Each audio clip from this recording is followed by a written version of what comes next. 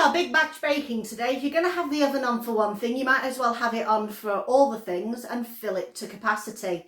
There's no point putting it on otherwise. So I am busy making today something for our tea, something to go in the freezer, something for Chris's snacks, even something for the dogs. A couple of these recipes you will have seen before, so I'm not going to show you those, so I'll put a link to those in the description box, but I will show you the new things that we are making today. Hiya, I'm Samantha, this is the channel Trying to Get By. If you've been here before, welcome back, and if you have not, welcome. I normally say that the other way around, didn't sound quite right this time.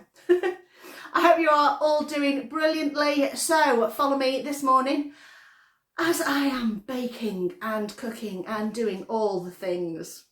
So what do we got? We've got banana bread going on. We have got these massive bananas that we got from Tesco's that, oh my days, we bought them, they were massive, they were green, and then they went from green to overripe. You know, there was no like in between yellow stage, so they just got chucked in the freezer. That's why they're black. If you've not seen that before, if you just put your bananas straight in the freezer in the skins will turn black, the insides will be mushy, but it's perfect if you are making banana bread. Other thing we are making, this is going to be a chocolate zucchini loaf. So this is a new recipe, so I'm going to be showing you this. It's not quite defrosted. I say zucchini, it's courgette, isn't it? That's what we call it in the UK, courgette, zucchini in other places, but there we go. This is not what I've grown in the garden. This is just some I had in the freezer, and this will work perfectly fine. So I'm just going to wait for that to defrost. This is some pumpkin I bought that I have roasted in the air fryer. Worked out quite well. And I'm going to use that with some peanut butter to make treats for the dogs. I've got a roll of puff pastry, and I'm going to make a quiche with the puff pastry. I've never made a puff pastry quiche before, so we're going to see how that turns out. And I think that's it. I can't think there's anything else. No, I think that's pretty much it. But that should fill the oven quite adequately, particularly as I think we'll probably end up making at least 3 banana loaves out of all this. So, banana bread first. Like I say, I'll put a link to that one for you. And then I think we'll go for the dog treats next, because those can sit in their containers ready, waiting for this to be defrosted, ready for me to make that courgette cake. I've decided to put an apron on. I figure with all the stuff that we're making, it's probably the best.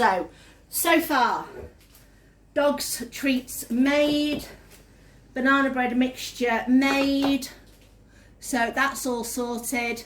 Right, we're going to go on with the courgette cake mixture. So let's see how this goes.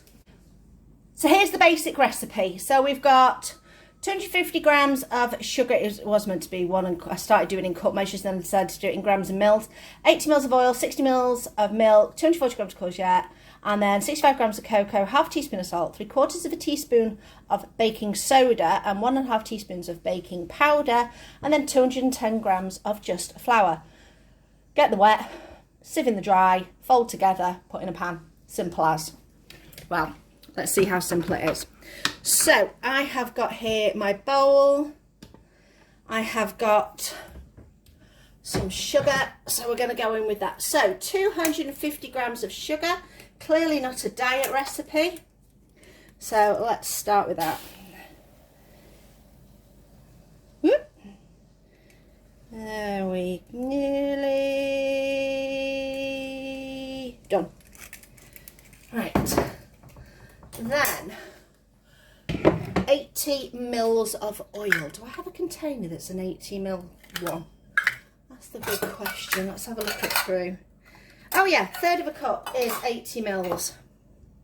That's good. So,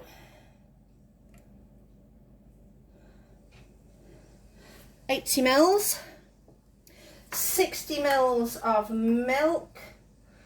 Now, in theory, milk should weigh the same as water, I reckon. So I'm on 309 grams at the moment. So if I go for 369, I reckon we're probably right. Yeah, That will do. And then the courgette. So I pre-weighed that, so that's all in there. I'm going to mix all that together. When I find a spatula, I've got all my stuff in the sink being washed.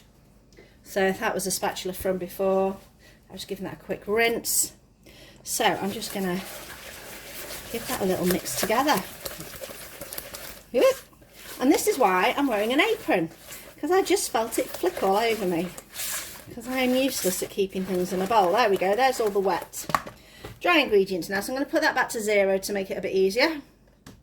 So 65 grams of cocoa. Not hot chocolate, not drinking chocolate, actual proper, nothing added cocoa. And we are sieving that, so 65 grams. Yeah. There we go. My hands are a bit wet now, so I'm going to use a spoon to push that through. That's only 20 grams, so we need quite a bit more of that. Whoop. Let's see. It's been ages since I've sieved something. I don't normally use a sieve in my baking, I normally just throw it in, but it specifically did say sieve in, which I can kind of understand with cocoa because it can be quite clumpy. A little bit more.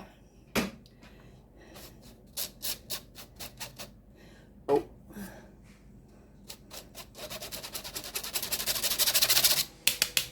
There we go. Just let that rest there. Pop that away. Ooh.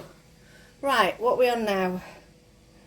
Half a teaspoon of salt. Well, small pinch. 3/4 teaspoon of baking soda. Now I do have 1/4 and 1/2 teaspoons, so a 1/2 and 1/4. So a 1/2 of that and 1/4 of that is 3/4. And then baking powder is in my cupboard somewhere. There it is. Baking powder, 1 1/2 teaspoons. So that's 1 and 1/2. Pop that away. Don't need those teaspoon measurers in the sink ready to be washed. 210 grams of plain flour. So that's coming out of my big container. I'm going to put my measuring, wait a minute, push that through. Right, now back to 0. And let's start scooping that through. What did I say, 210? Yes, 210. So, let's get the big scoop going. I'm making a mess. I've got it all over the camera. You can't see it because it's on the other side. I'm going to have to do a big clean up job. 210 grams. Oh, bit too much there. Okay, gonna have to work out how to get that back in my container carefully. Well, there we go. That's going in the sink. Let's move that out of the way, shake that down, and let's give these, put that flour away, give this a bit of a mix. It says fold it in, so we're being a bit more gentle. So go all the way around the edge and into the middle. I turn the bowl at the same time. That can be quite a good way of getting it in.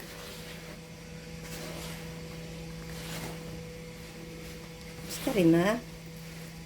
You start to think, oh, it's starting to look a bit like my brownie mixture. I'm probably jiggling the camera there, sorry. Okay. Smells good. That's that. I'm going to grease my pan.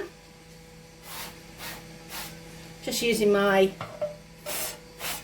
spray into my pan. And that is going to go all in one big, very much like brownie mixture blob. scrape those sides, make sure you get every single little bit. I'm just going to flatten that down. Let me see if I can find my offset. Here you go, offset spatula is good for that. Scrape all that off. I don't know if you can hear outside. I've got the door open. Clearly someone's doing a job somewhere. I leave the door open in the summer for Archie to be able to get in and out. So there we go. Now I'm assuming this is probably going to rise a bit in the middle. So I'm going to flatten and make a dip in the middle. So all my sides are nice and flat. There's a dip in the middle. That is ready to go on the side. And you're ready, sorry, just shook you, to see the mess. You can't see the mess on the back of the camera. The back of the camera looks worse. I'll show you the stand though. Look at the stand. I am a mess. Just give me a minute. I'm going to have a bit of a wipe and organise, and then I'm going to start my quiche. We're clean, we're tidy, we're done, everything's washed. Look, see, I was good. I did actually wash everything. So, ready roll pastry, puff pastry. Didn't know you could make quiche with puff pastry, but apparently you can. So, the main thing is, this is nice and taken out of the fridge, so it is at room temperature. So what I've got to do now is try and make it fit in my container. My container is being a bit awkward. Why is it not opening properly? Just 1 minute. Right, that's closed. Are we rusted? We've got a bit rusty. Oh no. Oh, there we go. It's open. Doesn't get used very often, so I just need to drop that in there. Bring it closed. I could do some new ones of these. There we go. Good-o. This was my mum's tin. I'm going to spray that with a little bit of spray oil. It's fine. It will do the job. There is no... Let me just give it a... You know what? I'm going to give it a wipe just to make sure. There we go. No, we're good. There's nothing coming off. So, right, spray oil, done. I can go in the wash now because it's now covered in oil. Whoops. Okay. I think this needs to be made just a slight bit bigger. So I'm going to use the rolling pin I used to roll out the dog treats. It's had a wipe, it'll be fine. It's only got oats and peanut butter on it. Oops, sorry. As usual, I'm knocking the camera. I don't want to roll this too much because it's going to squash the puff bit down. So, let's see. I think that'll do. Let's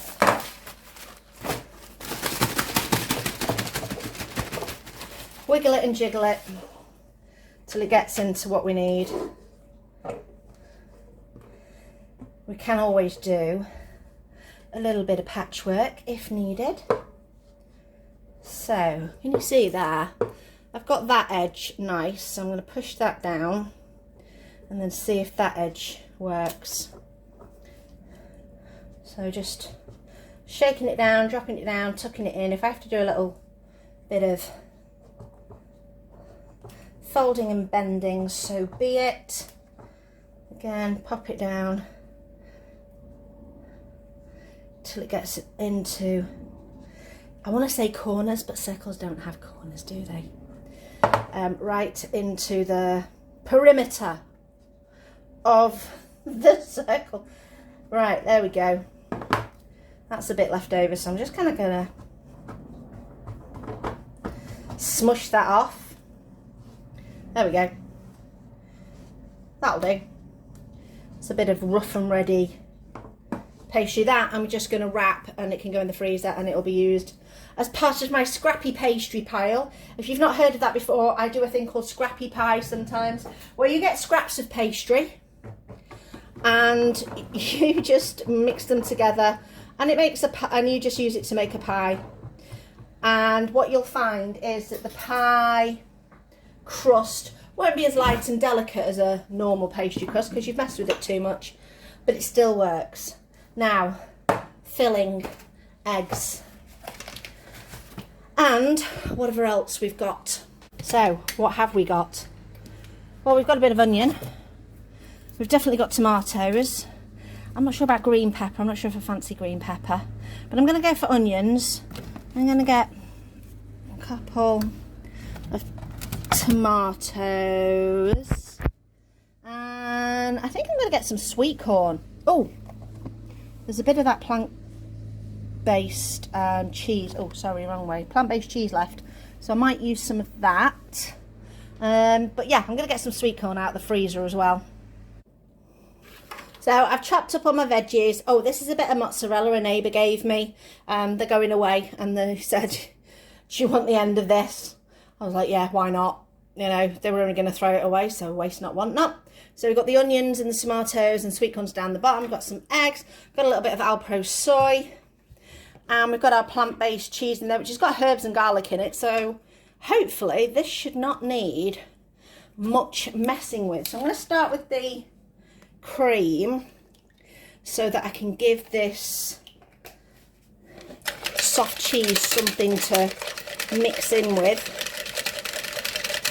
and then we know it's blended quite well. And I need to think now about how much capacity this is going to fill in this container, because I have done this before and I do often get quite close to the edge of how much I am going to need. So there's 2 eggs, 3 eggs. Right, let's give that a mix.